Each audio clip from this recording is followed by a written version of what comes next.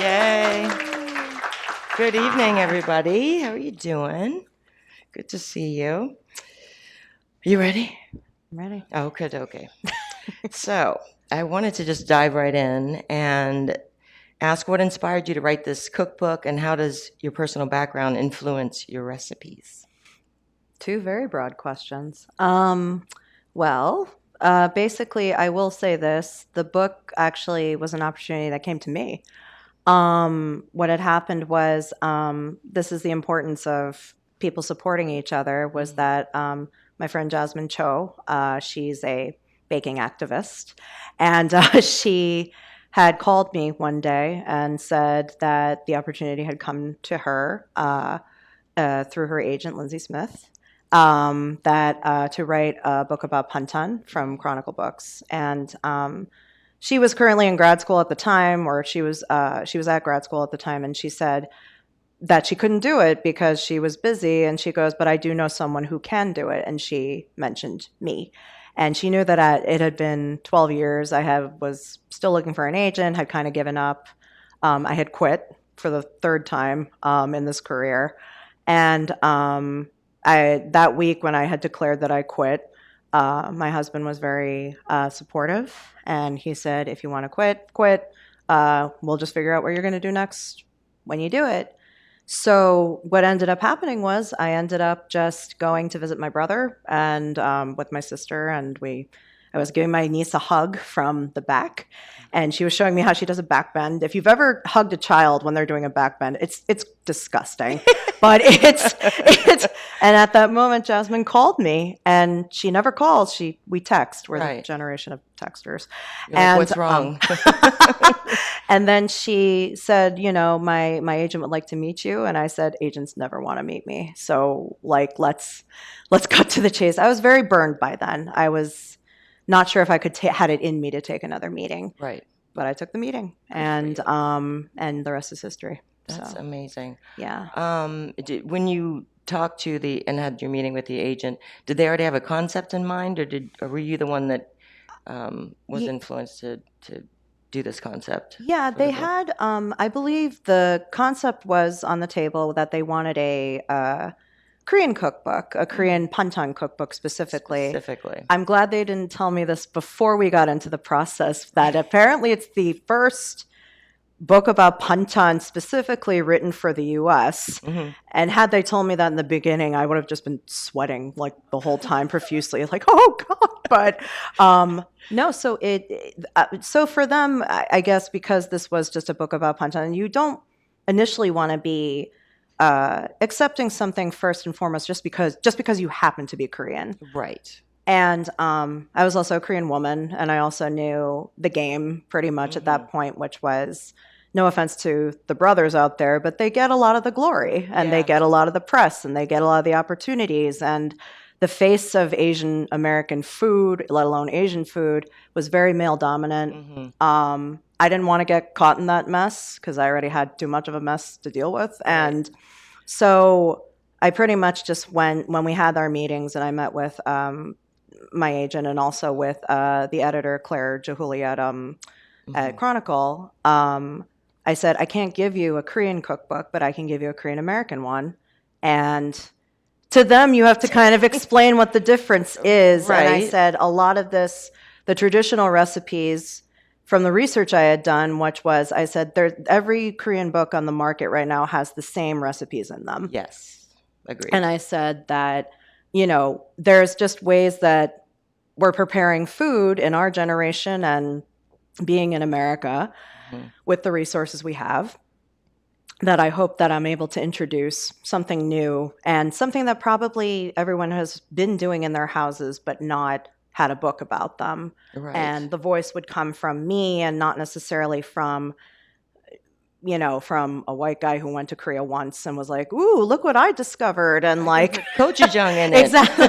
The best example I would say is, I don't know if you guys remember this, back in the day when TGI Fridays was a very hopping place to be, and probably is, but I went and they tried introducing Korean barbecue ribs on the menu, and I remember being like, "Oh, okay." And we tried them, and it was teriyaki. It was, right? Yeah. Yes, it was basically, cornstarch fried, Yeah.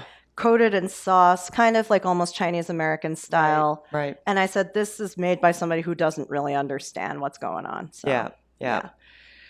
Um, how did you assemble your team? We were talking a bit before, and you said you had friends that came in, and you worked with all women, Mhm. which was fantastic, and you guys knocked it out. How did you assemble this team of yours? That was something I really wanted, was to make sure that we had women, specifically dominant team of women. Right. And actually, someone's in the audience right now, my food stylist, Julia Choe Rodriguez, who is very instrumental in making this beautiful. I've gotten many, many compliments about how beautiful the book is, and she's very instrumental in that.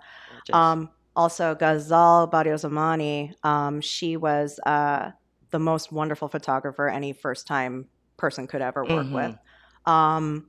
And she basically shouldered a lot of what I felt was stressful to learn, which was I was learning on the spot. That was the thing. There wasn't a lot of guidance in terms of specifics. Just if you ask the question, it'll be answered. I'm like, but I don't even know what question to ask exactly. Right. And everyone was trying to be supportive, but I was like, had people not been so transparent about cost of things, about how much a photo shoot was going to cost if you were not going to do it yourself. Right. But I had her, and she was very, very helpful with that. It also helped. She was Korean American, and also from Korea.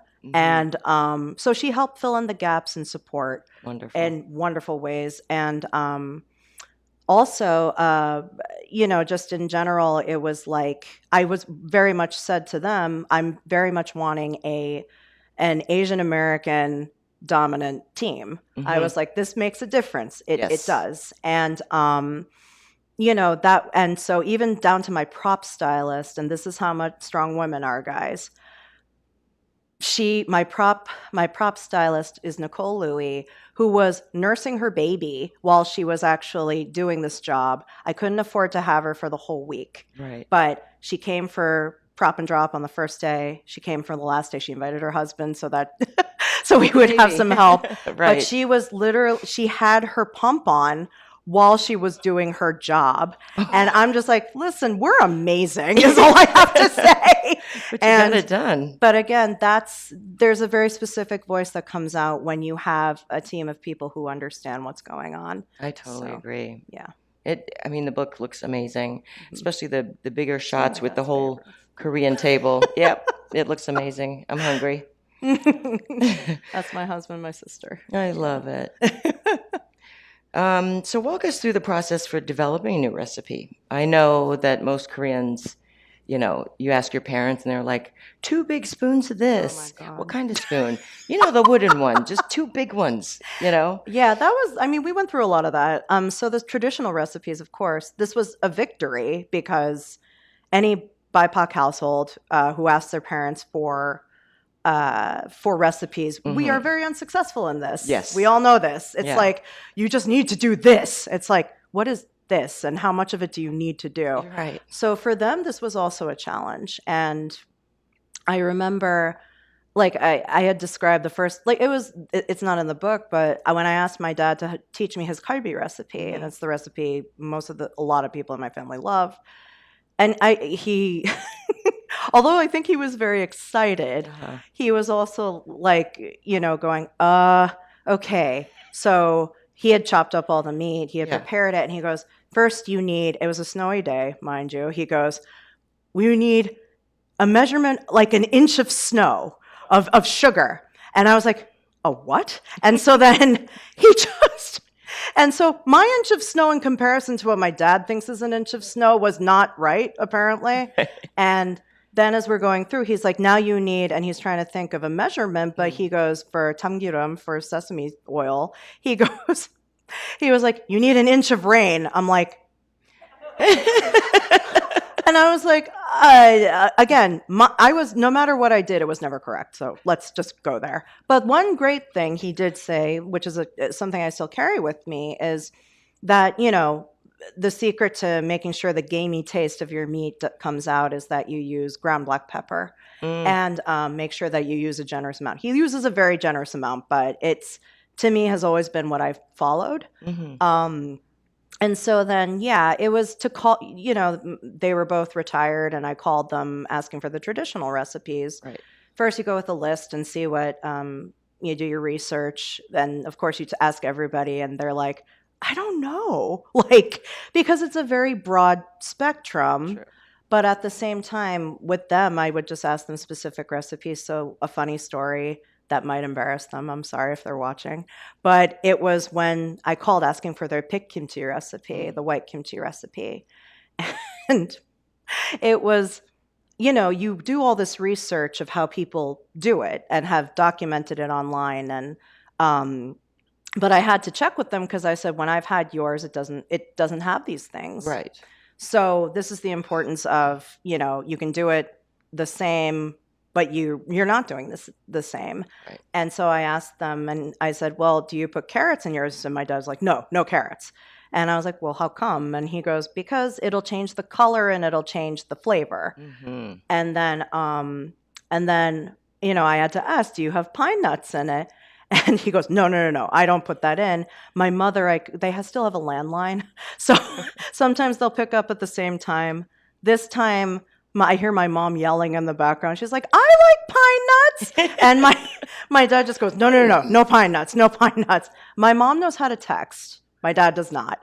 So he called back a few times to make sure that it was accurate what he was trying to say. And then my mother was texting me on the computer. I could see her messages. It was like, she goes, you can do whatever you want. Some people like pine nuts. Some people don't. Just put them on at the end.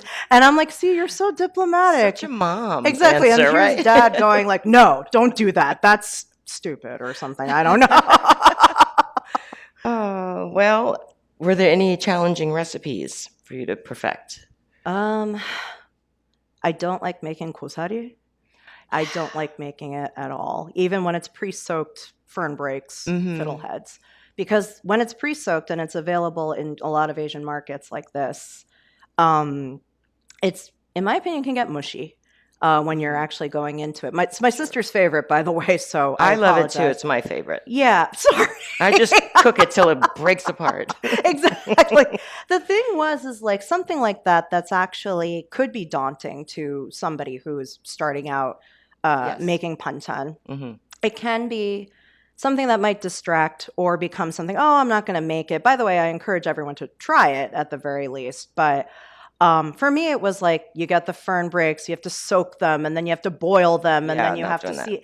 It was a lot and a big labor of love. So was that difficult? Yeah, it was. But to break it down specifically for anyone who's doing it for the first time, it's a challenge. You just got to walk through it. Yeah.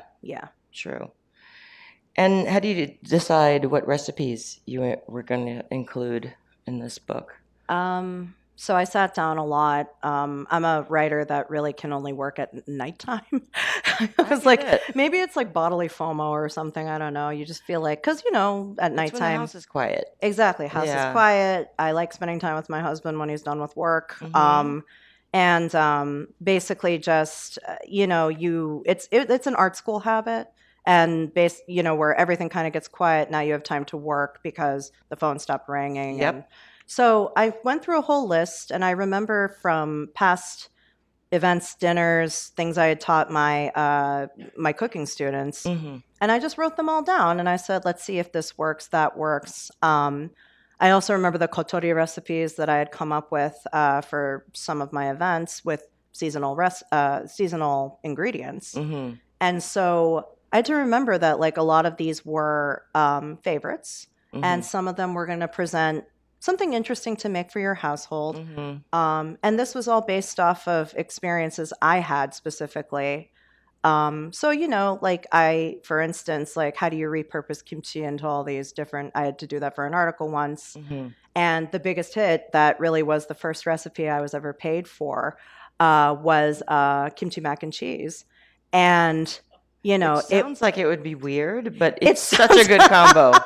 It I really mean, is. it's funky and funky, Yeah. made their beautiful baby. And it was, one of those things where I was like, we're going to appeal to all different kinds of palates. Hmm. Um, However, it is still considerably an American cookbook. So it was also, Bourdain said it. He was like, the landscape of the American dinner table is changing. Hmm. And so, with that in mind, I was like, let's see what everybody has loved very much. Let's Right. see what I think they could love. Right. And so that was kind of how I went through it, because there's many different types of eaters to Hmm. consider. There's vegans and vegetarians and Oh pescatarians, and gosh, yeah. so we touch upon all those.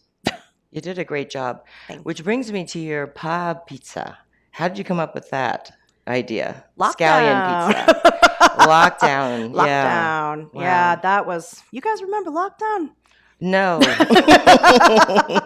Or is that far Ah, removed? that's the worst. Lockdown was an adventure, but I was one of the few people who actually got a hold of yeast before it all went down, because I Oh, had a cooking student whose brother was allergic to eggs and he loved to bake, and okay.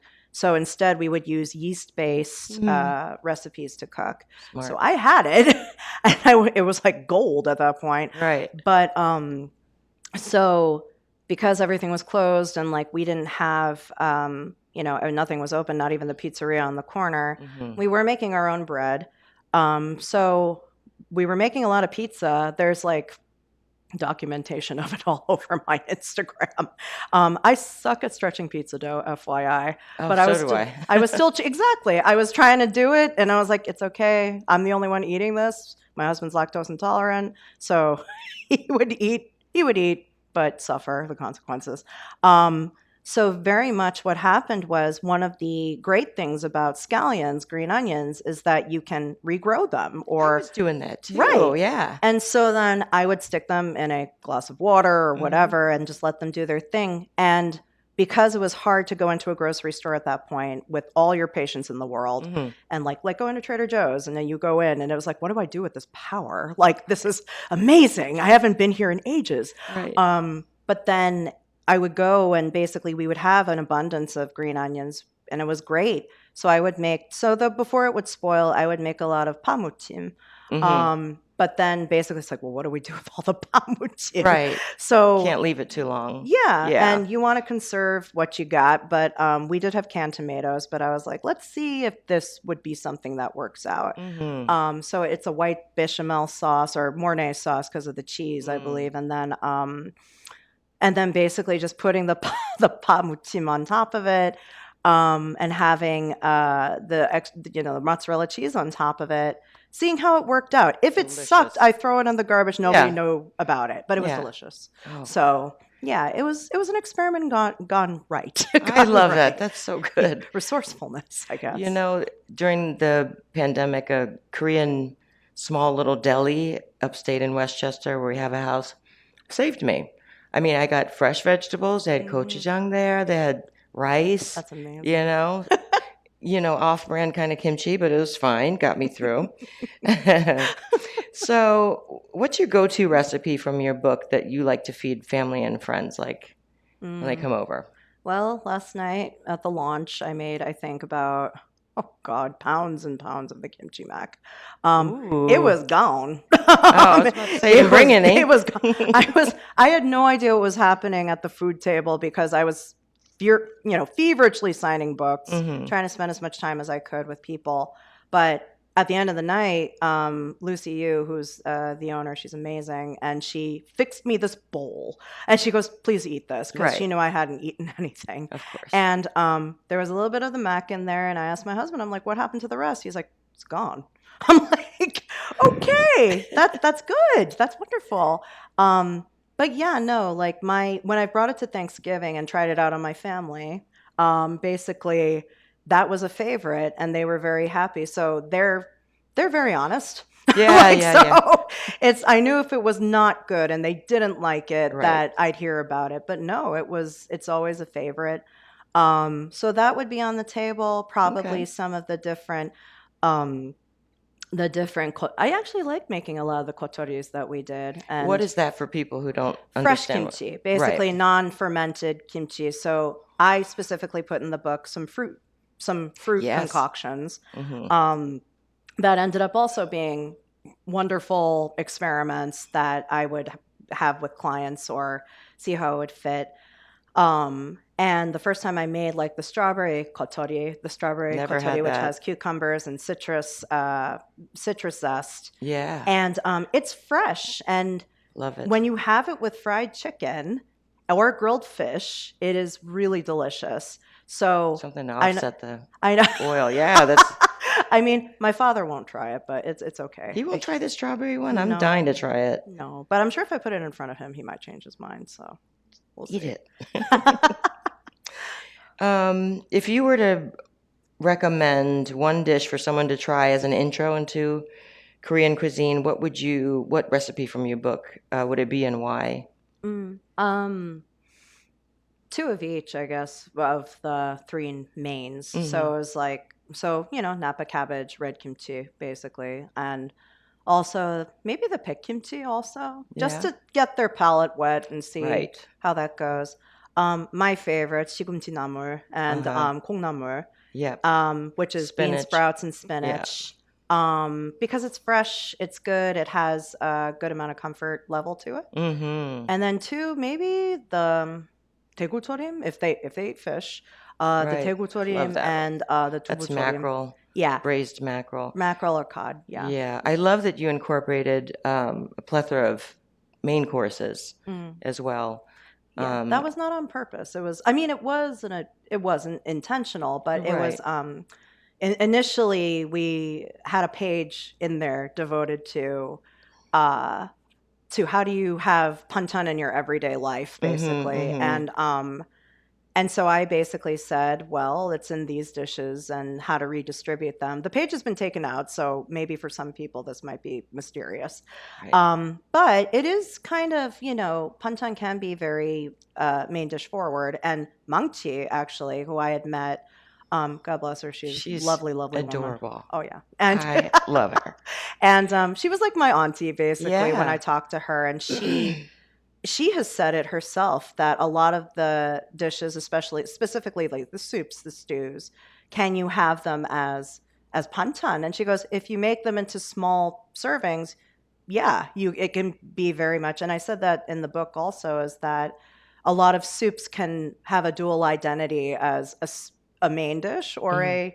a side dish. Right. So, in those terms, I suppose that would be a nice way. Oh yeah, with a soup, introduce Hmm. somebody to that. Yeah. Right, right. Hmm. Okay. Um, so back to home cooks who are kind of new to Korean food. Are there any cooking or prepping techniques that you think that they need to kind of focus on when they're approaching Korean food? Because it can be a bit daunting depending on the recipe. Yeah. It's not straightforward like American food in terms of prep, I know it can be daunting to try anything new Yeah. in the kitchen for anybody.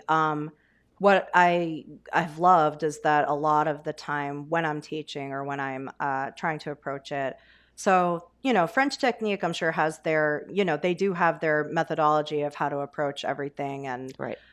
through practice, Mhm. and I believe fully in practice, but start slow. Yeah. There's nothing specifically that I think. And I think that was something to keep in mind, especially when I was writing, because there were times I would freeze up and be like, oh God, like, how am I going to do this? People are going to Right. hate this. And like, they're going to throw my book in the garbage Oh, because it's just, stop. no, no, no. But Yeah. there's this great way to write directions that cannot be daunting. And I've taught young children, you have to learn how to, to, to put yourself in a very person who's been on the planet for maybe 5 years or something. Hmm. And how to approach cooking with them. And Right. so that was how I just started breaking it down, being like, you can literally just dump everything in if you want, and Smart. then put some water in there and see what happens. Which is like the broth, the anchovy broth. Right. Like that's one way to do it as well. Also, when I was learning how to make 된장국 Mm. from my dad, and I'll be frank, he didn't really teach me because I just watched him, but he didn't know. Right. But it was like, and I was just watching him. He's a man of just throw everything in and let it ride, Mm-hmm. basically. And for a lot of these recipes, sometimes yes, it is just making the most of what you can with time, with Mm-hmm. and just hoping What you something comes have. out. Yeah, Yeah. and that was how I wanted to approach this, as a way to invite people to cook rather than to be like, it involves Right. this, and you're just gonna go to town. Like, Right. no, there nobody, I think, in their life, unless you are a very brave person and Mm-hmm. very ambitious person, goes into anything new, with the mindset of, well, I'm just gonna, Right. get through this and we're just gonna deal with it. No, they would. I'm hoping it would become, a staple book for anyone's kitchen. That's great. Yeah. Yeah. Writing on that, could you give me like 5 Korean ingredients that everybody must have in order to start making Korean food? Okay. I have an Um, idea. I do. All right. Pastes are good. Just doenjang, gochujang, the pepper paste, soybean paste, Mm-hmm. fermented. Yep. Gochugaru, the red pepper flakes. Right. Tamgirum, the toasted sesame oil, and a Mm-hmm. good soy sauce. Yeah, I Start agree. there and You're right. see what happens. Yeah, that's what I always advise as well. Um, so, what advice do you have for someone looking to incorporate Korean dishes into their weekly meal planning? Does Sorry, that say make that any one more time. sense? What advice do you have for someone looking to incorporate more Korean dishes into their weekly meal planning? Find what you like and find what's inviting for you to be in the kitchen rather than repelling you to be in the kitchen. Right. Go to do what my parents do. Go to the market, see what's on sale. Hmm. You don't have to collect like a million heads of Napa cabbage, Right. but you can if it's on sale. It's but basically you go and see what's what you're interested in, what gives you joy. It's like, if you want to eat, pounds and pounds of sigumtinama, go ahead, but Right. you're going to get sick of that eventually. Right. Um, just see what works for you. Just having just your kimchi on the side and Yeah. just having it there, to go along with what you're having. Hmm. There's this program, actually, I watch a lot at the gym when I need to be entertained. And Right. so it's La Pichoun, and it's Julia Child's cottage in Provence that Mm. has now become a cooking school. Love it. Um, I loved that they did what I try to do in my teaching, which is that, let's put this together. If it goes together, great. And if it doesn't, then we'll start over, or we Right. will see how it can go together. See what goes together for you. Right. Yeah. And I think Banchan lends itself to, it's a little more shelf stable in your fridge, so you can Yeah. kind of prep in advance and, Hmm. know what you're going to eat at each meal. Hmm.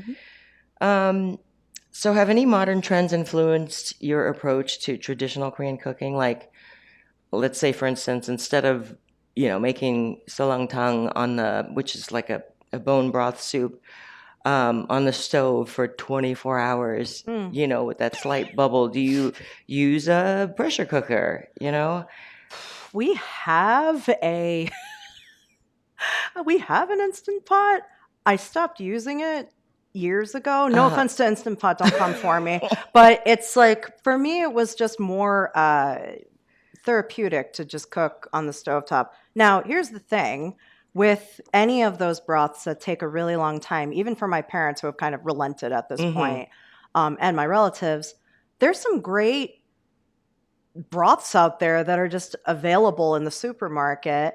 Bibigo makes a really good sorongtang and Really? komtang. Yeah, It they doesn't do. have a weird taste. No, you don't like it? I don't like anything. Well, I'm hardcore. I can taste it. I can taste the whatever they put in there No, to I preserve understand. it. No, I get that. I put a little black pepper in, maybe a Oh, little water.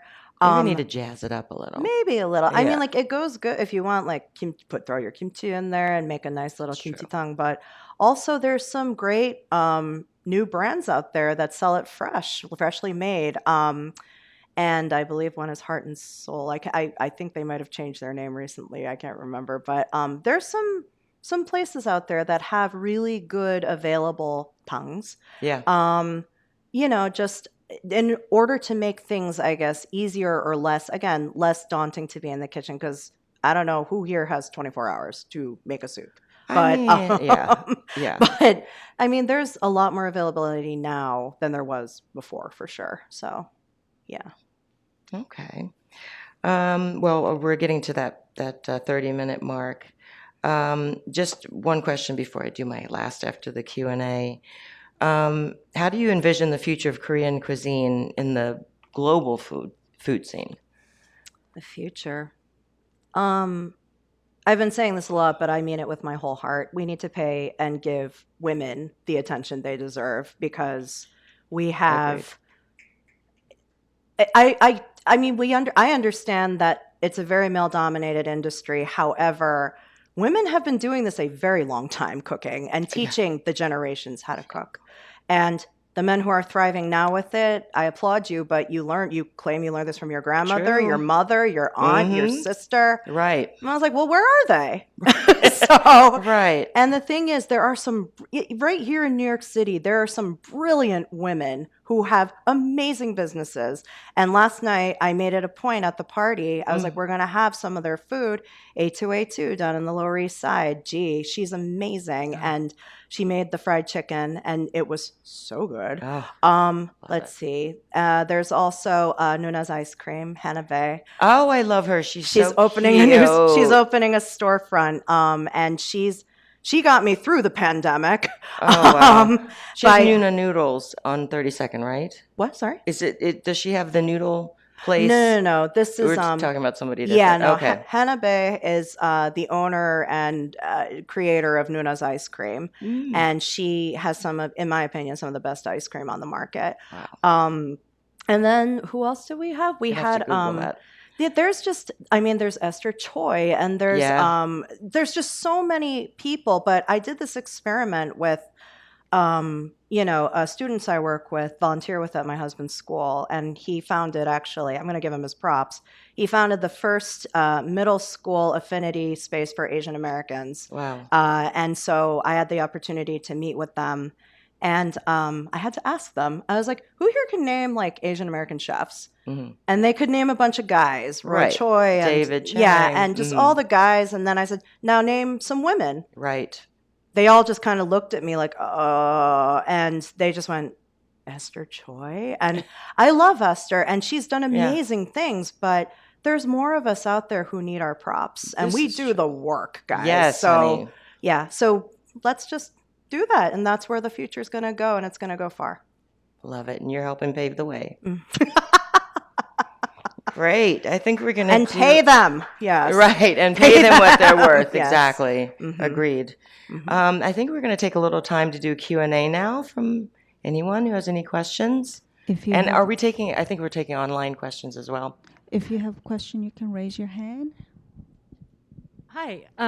I just moved back. You mentioned soy sauce. I just moved back to New York City, and I was so excited to find there was like a new H Mart that opened on the Upper West Side where I lived.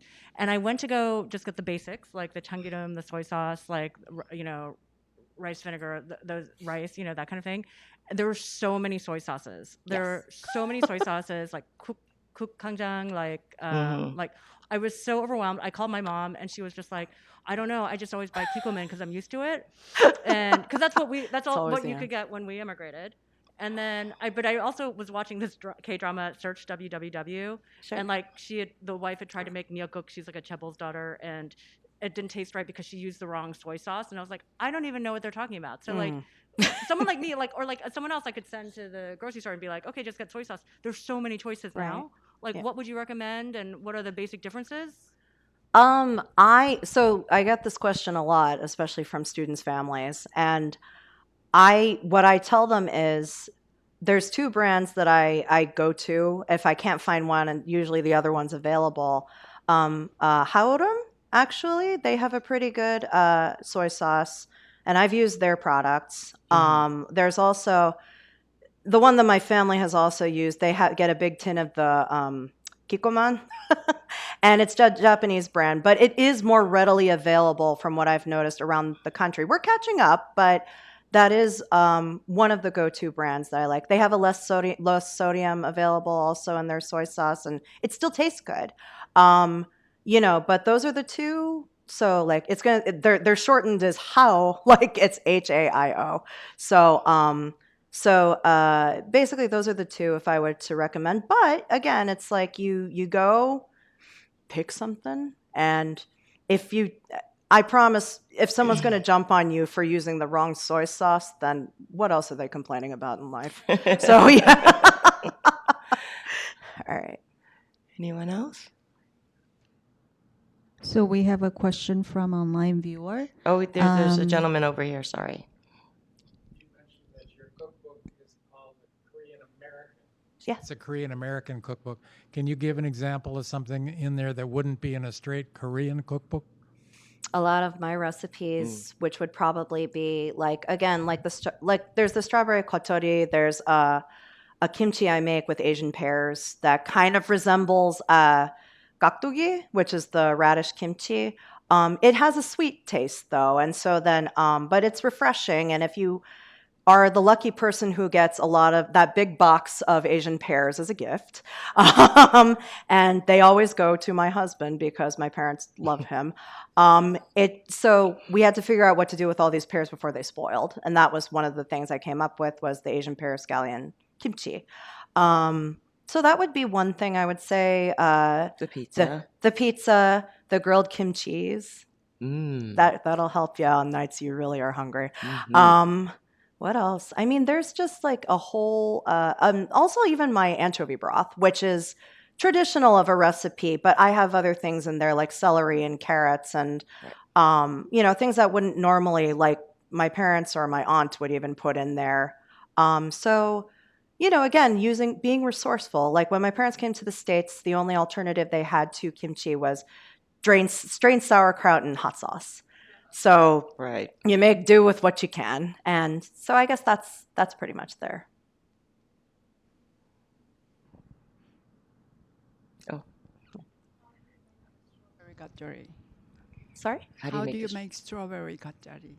Oh, well, it's in the book. But it's also the thing is so you cut the strawberries and then just like any kotori, I put the cucumbers in there as well. The gochugaru, a little bit, I think, of the tamgirum, and I think a little bit of soy sauce. Off the top of my head right Yeah. now, I'm having a jam, but and citrus zest. If you have a microplane, which is basically you can just, the thing where you just take off the top layer, which has a lot of oils and a lot of freshness to it. It is very tasty when you just need something fresh and extra on your table. So, yeah, it was. I remember having people test it for me when I was in the process of trying to write the recipe and gave it to somebody to see how they would do it. And everyone, even though everyone's came out different, everybody enjoyed it. They said this tastes really good. It goes with my dinner, and I was very happy about that. I think there's also might be rice wine vinegar. I apologize off the top of my head, but it's in there. I promise.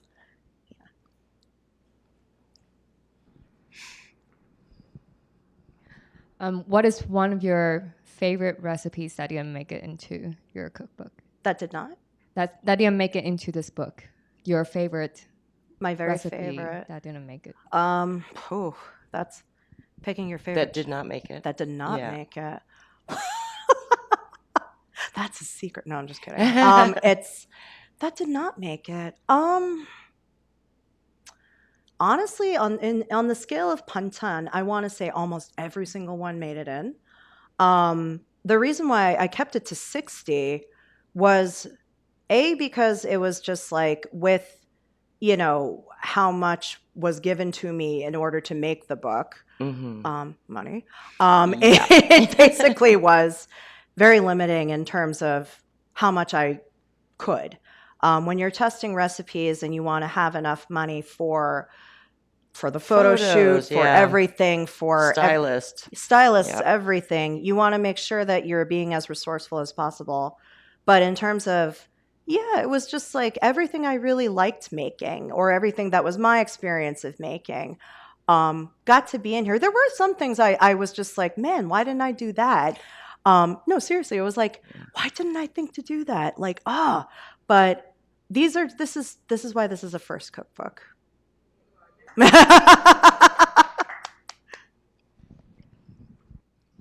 Hi.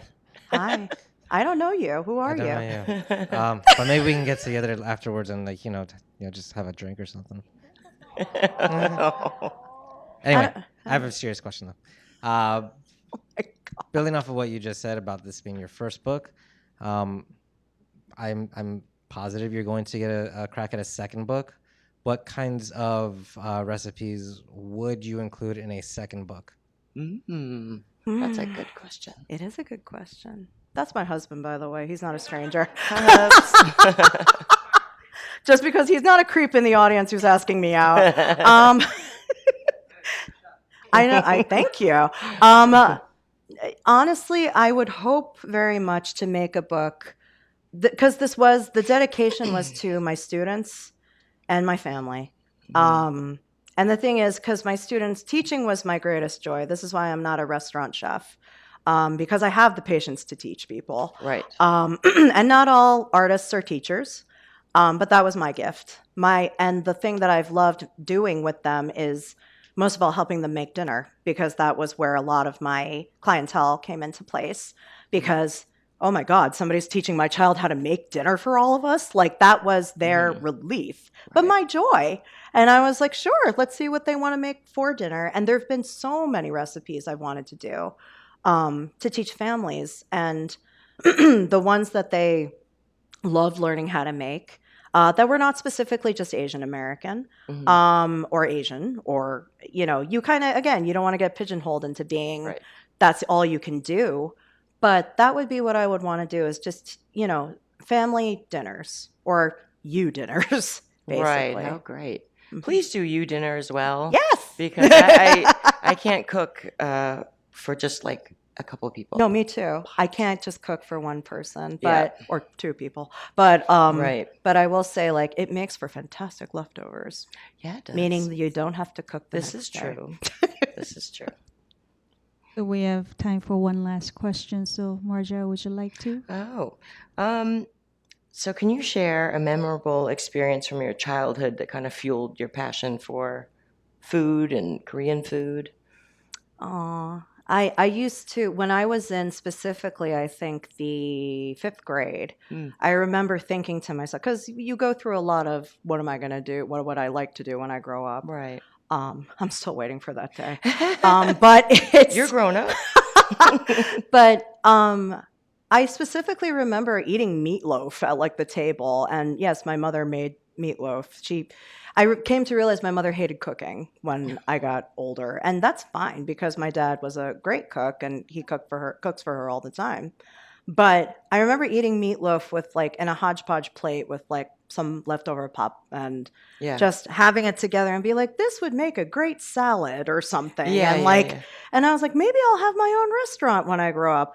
Silly me. But it was like, but that was a specific memory of being like, could I make this as a career? The second one I would say is I was making Thanksgiving dinner to bring over to my cousin's house. And I As just an remember, adult or a child? I was like in college, probably like Okay. 18, 19 years old. Still And a baby. yeah, so but I just remember specifically like to make my parents laugh, or my sister and I joke all the time. My brother is also funny, but I think he thinks we're nuts. But I jokingly was like imitating Rachel Ray or something or somebody. And I was like, hi, so welcome today. We're going to make such and such and blah, blah, blah. And it's like, so how are we doing there with this? And I just, and my mom got a big kick out of it. And she jokingly said, yeah, maybe you could do this one day. And Your mom's got the best one-liners. I know, she's the smartest person alive. I love it. Yeah. Well, I'm glad she encouraged you because the book is beautiful. Thank you. Great. Best of luck on your tour? I had a good trailblazer. Well, Oh, I had please. you're one of many. Thank you. Please. You are right when you talk about our mothers.